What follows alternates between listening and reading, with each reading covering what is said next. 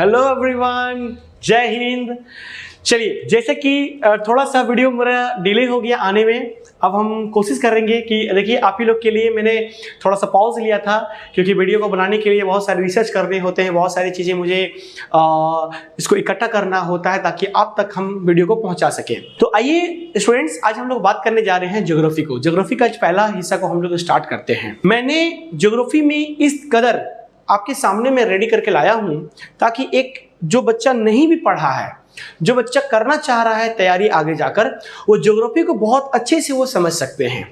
मैं एकदम बेसिक रूप से आपको समझाऊंगा ताकि इंडिया का किसी कोना में अगर आप बैठे हैं तो ज्योग्राफी को आप बहुत क्लियर रूप से आप समझ सकते हैं। और ज्योग्राफी इतना इंटरेस्टिंग है, आज आप विश्वास कीजिएगा कि प्रत्येक हिंदुस्तान के प्रत्येक इंसान ज्योग्राफी सीखेगा। और मैं कोशिश करूंगा कि ज्योग्राफी का उस जड़ को मिटा दूं जहां से लोग मात्र सुनने पर ज्योग्राफी है, डर से वो लोग ज्योग्राफी सब्जेक्ट को लेते नहीं है। तो चूंकि हम लोग तैयारी पर हैं, हम लोग नॉलेज को देख रहे हैं, तो आज हम लोग इस बार ज्योग्राफी के बारे में बहुत सारे खुलासा करेंगे। हालांकि ये एक पार्ट, 2 पार्ट, 3 पार्ट किसी पार्ट में आएगा। तो आप जितने भी व्यूअर्स हैं, इंडिया के किसी कोने में बैठकर देख रहे हैं या भी मेरे स्टूडेंट्स हैं, ऑफलाइन ऑनलाइन जो भी हैं, वो सभी लोग अपने नोट्स को रेडी करें ताकि ज्योग्राफी में आने वाले हर एक पॉइंट्स को हम लोग कवर कर सकें। तो आज हम लोग वहां से बात करेंगे। अगर आपको कुछ भी नहीं आता है ज्योग्राफी में, कुछ भी नहीं, तो हम लोग ज्योग्राफी के आज मेन पॉइंट्स पर बात करेंगे। चलिए, सबसे पहले हम लोग ज्योग्राफी की बात करेंगे। देखिए, ज्योग्राफी को हम लोग हिंदी में भूगोल कहते हैं। भूगोल का मतलब क्या होता है समझिएगा। भूगोल को जब आप टुकड़ा करेंगे तो हमें मिलेगा भू, शायद ऊपर हो गया होगा, मैं नीचे लिखने का कोशिश करता हूं आपके सामने में। देखिए, भूगोल को अगर मैं टुकड़ा करूं तो होगा मेरा भू प्लस गोल। भू का मतलब होता है धरातल, धरातल प्लस गोल का मतलब होता है गोल आकृति। इन दोनों को जब मैं मिला दूंगा तो हम लोग का होगा ज्योग्राफी। देखिए, पृथ्वी ना ही चपटी है ना ही गोल है, ये अंडाकार है। अंडकाल क्या होता है वो भी मैं समझाऊंगा, अंडक के आकार का है। तो जब हम लोग अक्षांतर और देशांतर में आएंगे तो आपको वहां पर समझाएंगे कि ये किस तरह से कितना डिग्री में झुका हुआ है और किस तरह से हम लोग समझेंगे। लेकिन before starting this classes that I just want to tell you main things about the geography को बहुत कुछ मुझे बताना चाहता हूं। देखिए आप लोग, मानव के मस्तिष्क में जब कोई भी क्रमबद्ध रूप से संपूर्ण विश्व का चित्र जब हम लोग के दिमाग में उतरता है तो हम लोग के दिमाग में एक सवाल खड़ा होता है कि पूरा जो दुनिया है उसका जो माइंड में आप कल्पना कीजिएगा, परिकल्पना कीजिएगा, तो आपके दिमाग में उठेगा कि इस पूरी दुनिया को हम लोग क्या कहते हैं, ब्रह्मांड कहते हैं। समझ के बात को, ब्रह्मांड को हम लोग ज्योग्राफिकल वर्ड्स में अगर देखा जाए तो इसको हम लोग कॉस्मोस भी कहते हैं। बहुत बार आपने देखा होगा कॉस्मोस। आप लोगों ने टेनिस का गेंद देखा होगा, टेनिस का बॉल देखा होगा, उसको भी हम लोग कॉस्को बोलते हैं। तो ये कॉस्को वर्ड ना कॉस्मोस से आया है। इसका मतलब होता है गोल, पृथ्वी के आकार की। बात समझ में आया? ये पूरा का पूरा याद रखिएगा ब्रह्मांड है। इस ब्रह्मांड को ही हम लोग किस तरह से आंकते हैं ये समझिए। देखिए, मिस्र और यूनानी के परंपराओं के हिसाब से अगर आप चलिएगा तो यहाँ के एक बहुत बड़े विद्वान, बहुत बड़े खगोल शास्त्र थे जिनका नाम था क्लैडियस टॉलमी। याद रखिएगा, मैंने इतिहास के आखिरी लेक्चर में भी इनका नाम लिया था। अगर हिस्ट्री का लास्ट पार्ट को देखेंगे, पार्ट 5, तो उसमें भी मैंने आपको यह बात कहा था क्लैडियस टॉलमी कौन है, क्लैडियस टॉलमी के बारे में चर्चा किया था। देखिए, क्लैडियस टॉलमी ने एक बार एक अवधारणा दिए थे, अपना एक थ्योरी को प्रेजेंट किए थे। वो थ्योरी था 140 ईस्वी को। 140 ईस्वी को क्लैडियस टॉलमी ने क्या थ्योरी दिया था इसको समझिएगा। देखिए, इन्होंने एक बात कहा था, मैं इस जगह पर आपको मैं चित्र भी बनाता हूं ताकि आपको समझ में आए, पिक्चर बनाता हूं। क्लैडियस टॉलमी ने कहा था कि पूरे ब्रह्मांड में, याद रखिएगा, पूरे ब्रह्मांड का जो केंद्रक है, केंद्रक मतलब सेंटर पॉइंट, वो है पृथ्वी, और बाकी के अन्य ग्रह, सूर्य, सब इनके परिक्रमा करते हैं, रिवॉल्यूशन। समझ गए बात को? ये किन्होंने कहा था? तो ये कहे थे कौन? तो ये कहे थे खगोल के यूनानी, आपका खगोल शास्त्री थे यूनानी मिस्र का क्लैडियस टॉलमी जी ने 140 ईस्वी को कहा। ठीक, ये अवधारणा को क्या नाम दिया गया? तो इसको कहा गया जियोसेंट्रिक अवधारणा। इस अवधारणा को क्या दिया गया था? जियोसेंट्रिक अवधारणा। जियोसेंट्रिक अवधारणा क्या होता है सर? तो इन्होंने कहा था कि ब्रह्मांड स्पेस में पृथ्वी जो है ना वो सेंटर पॉइंट पर है और बाकी के अन्य ग्रह और सूर्य इनके चक्कर लगा रहे हैं। इन्होंने तो कह दिया था, कब कहा था? 140 ईस्वी को। लेकिन ये कई दशक तक, कई मतलब शताब्दी तक ये रहा बात। लोगों ने जो सुना, जो देखा, वही पढ़ा, वही जाना। सर क्रांतिकारी मोड़ कब आया? एक समय आया जब कहते हैं ना कि इस दुनिया में कोई अगर एक्स है सर तो एक्स स्क्वायर भी पैदा हो जाता है। तो लगभग आपको मैं एक बात कहना चाहता हूं, लगभग 1543 में, मतलब सर 1400 साल बाद एक ना गजब का मोड़ आया ज्योग्राफी में। क्या मोड़ आया समझिए। एक विदेश के बहुत बड़े विद्वान थे जिनका नाम था कॉपरनिकस। कॉपरनिकस ने एक जियोसेंट्रिक अवधारणा का ही अपोजिट एक अवधारणा दे दिया जिनका नाम था हेलियोसेंट्रिक। हेलियोसेंट्रिक अवधारणा, हेलियोसेंट्रिक अवधारणा में उन्होंने क्या बात कहा समझिएगा। इन्होंने कहा कि ब्रह्मांड का केंद्रक पृथ्वी नहीं है, ब्रह्मांड का केंद्रक सूर्य है और बाकी के अन्य ग्रह सूर्य की परिक्रमा कर रहे हैं। बात को समझ में आया? रिवोल्यूशन किसके कर रहे हैं? सूर्य की परिक्रमा कर रहे हैं। ये किन्होंने कहा? ये कहा कॉपरनिकस ने। कब कहा? 1543 में। और सोचिए 140 से लेके 1543 के बीच में हेलियोसेंट्रिक धारणा को ही हम लोग ले मानते थे सही ज्योग्राफी। लेकिन कॉपरनिकस ने पूरा का पूरा भूगोल को, पूरा ज्योग्राफी को ही पलट दिया। और आप विश्वास कीजिएगा, ये जब स्टेटमेंट उन्होंने दिया तो वो क्रांतिकारी परिवर्तन माना गया था, जिसके कारण कॉपरनिकस को जेल भी हो गया था। आपको मैं बता दूं, लेकिन कॉपरनिकस ने इनको प्रूव किया था कि नहीं, ब्रह्मांड का केंद्रक पृथ्वी नहीं है, ब्रह्मांड का केंद्रक सूर्य है। और आज भी हम लोग ज्योग्राफी में यही चीज पढ़ते हैं कि सूर्य का ही परिक्रमा सभी ग्रह कर रहे हैं, उनके उपग्रह कर रहे हैं, वो सारे के सारे उन्हीं के रिवोल्यूशंस में है। ठीक है, देखिए एक होता है रिवोल्यूशंस और एक होता है रोटेशन, अंतर होता है। एक होता है परिक्रमा, तो पृथ्वी परिक्रमा कर रहा है सूर्य का, और पृथ्वी खुद वो अपना आप चक्कर पर है, अपने एक्सिस पे घूम रहा है। तो ये घूमते घूमते परिक्रमा कर रहा है ना। आगे भी हम लोग इसको अच्छे से और समझेंगे, बट अभी समझ में आया हेलियोसेंट्रिक थ्योरी और आपका जियोसेंट्रिक थ्योरी में क्या डिफरेंसेस है दोनों में। चलिए अब सर एक समय आता है 1805। 1805 को ब्रिटेन के एक बहुत बड़े खगोल शास्त्र थे। 1805 में एक ब्रिटेन के खगोल शास्त्र जिनका नाम था हर्सेल। हर्सेल ने अपने दूरबीन की सहायता से अंतरिक्ष का अध्ययन किया। उन्होंने अपनी दूरबीन बनाई जिसे एक अंतरिक्ष का पूरा भ्रमण किया, एकदम उसके स्टडी किया। वहां पर उन्होंने ये बात बताया कि अंतरिक्ष में ना एक सौर मंडल है, और ये सौर मंडल क्या है? सौर मंडल आकाशगंगा है, जिसको हम लोग गैलेक्सी कहते हैं। हालांकि इसमें एक सेपरेट मैं वीडियो बना दूंगा, इसमें बहुत कुछ है पढ़ने को, बहुत कुछ है समझने को। अगर पॉइंट वाइज में पढ़ेंगे तो आप बहुत अच्छे इसमें नॉलेज ले सकते हैं।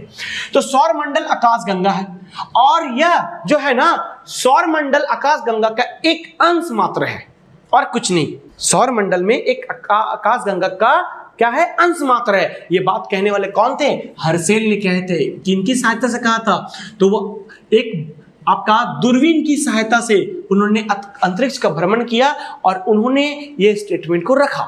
चलिए आई होप सो कि ये 3 पॉइंट आपका क्लियर हो गया होगा। इसके बाद आता सर 1925 में। 1925 ईस्वी में अमेरिका के एक बहुत बड़े विद्वान थे, प्रकांड विद्वान, जिनका नाम था एडविन पी हब्बल। ये भी एक खगोल शास्त्री थे। ठीक है, ये भी एक क्या थे? एक प्रकार से साइंटिस्ट और आपका खगोल शास्त्री थे। इन्होंने ब्रह्मांड की डायमीटर को, व्यास को बताया। क्या बताया? कि ब्रह्मांड का जो व्यास है डायमीटर, वो 250 करोड़ प्रकाश वर्ष है। ये प्रकाश वर्ष क्या होता है सर? तो इनकी भी चर्चा हम लोग थोड़ा सा समझते हैं। देखिए प्रकाश वर्ष को हम लोग लाइट ईयर कहते हैं। ये एक प्रकार से मेजरमेंट है जिसको हम लोग मापते हैं। इसमें हम और भी आपको डिटेल देंगे, बस थोड़े से बाद में। तो ये 250 करोड़ प्रकाश वर्ष है, तथा इनके अंदर हमारी आकाशगंगा की भांति लाखों आकाशगंगाएं हैं। अंतरिक्ष में बहुत सारी आकाशगंगाएं हैं। समझ के बात को? उस आकाशगंगा में जो हमारी आकाशगंगा है वो 250 करोड़, याद रखिएगा, वर्ष करोड़ वो प्रकाश वर्ष उसकी डायमीटर है। समझ गए? तो ये कहने वाले कौन थे 1925 में? एडविन पी हब्बल, ये खगोल शास्त्री थे। समझ के बात को? देखिए इतनी पढ़ने के बाद आपके मन में एक बहुत बड़ा सवाल पैदा हो रहा होगा कि सर आखिर ब्रह्मांड की उत्पत्ति हुई कैसे?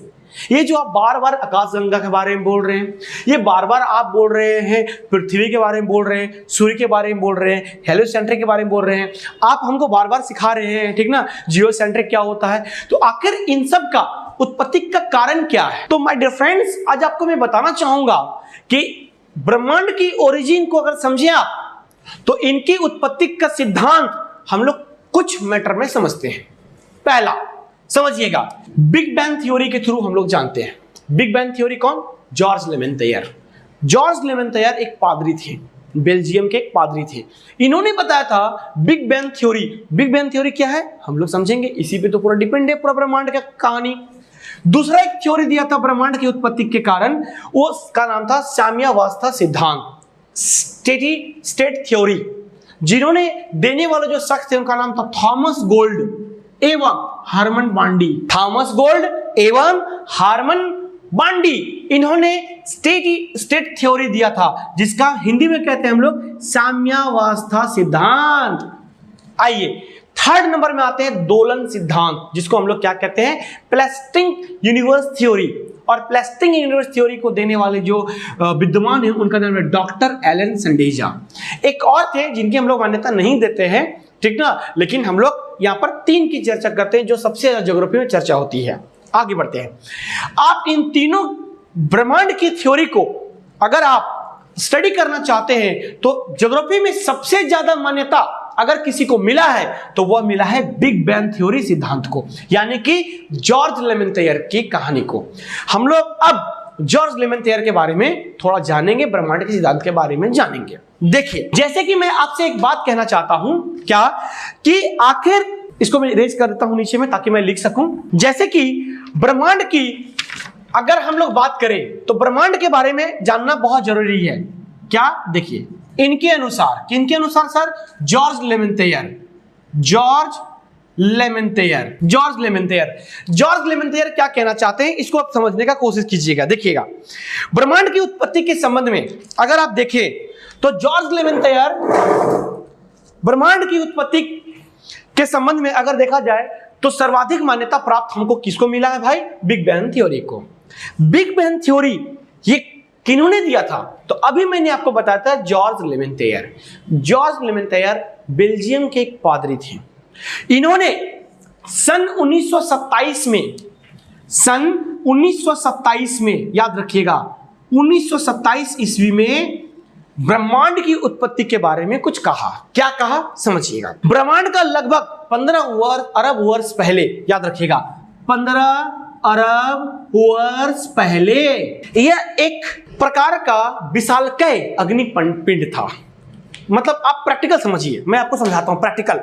मतलब ये आप समझ लो पूरा का पूरा ब्रह्मांड में एक अग्नि का पिंड था, जिसके अंदर बहुत सारे एनर्जी भरना शुरू हो गया, बहुत सारे पदार्थ भरना शुरू हो गया, और वो पदार्थ एक दिन क्या हुआ, वो ब्लास्ट कर गया, फूट गया, ठीक है, पूरा ब्लास्ट कर गया।